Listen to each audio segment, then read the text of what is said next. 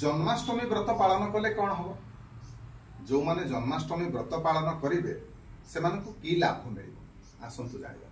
देखो प्रथम जाणी रखु जो माने निसंतान अच्छा निहाती भाव में जन्माष्टमी व्रत पालन करने दरकार जमी महादेव 16 सोमवार व्रत पालन कले समस्त प्रकार मनस्कामना पूर्ण हुए ठीक से कृष्णकर जो जन्माष्टमी व्रत को जदि जे कही जे कौन सी प्रकार मनस्कामना नहीं पालन कर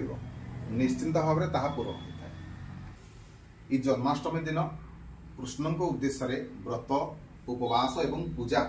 करने दरकार तेरे ये व्रतर पूजा विधि टिके कठिन कहीं निर्जला उपवास करने को पड़ता है एवं राति 12टा पर जिते कृष्ण जन्म हो सारे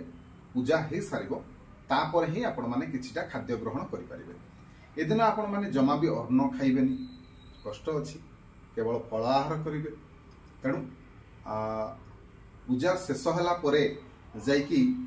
जल पीबे किछि लोक संध्या पर्यंत जल पीयंती नहीं जलपान करती नहीं तेणु ए व्रत टिके कठिन एही दिन आपको ब्रह्मचर्यर पालन करने को पड़िबो यथाशक्ति दान करने को पड़िबो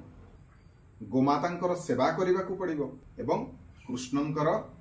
यथाविहित निहाती भाव में सक्षम अनुसार पूजा करने को पड़िबो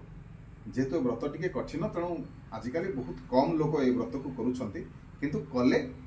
एमती किसी जिनस नहीं एमती मनोकामना नहीं जहाँ पूरण हो करके देखंतु निश्चिंत भाव में आपंकर मंगल हम। वीडियो भल लगे वीडियो को लाइक करेंगे समस्त को शेयर करेंगे चैनल को निहाती भाव में सब्सक्राइब करेंगे। रही जय जगन्नाथ जय श्री।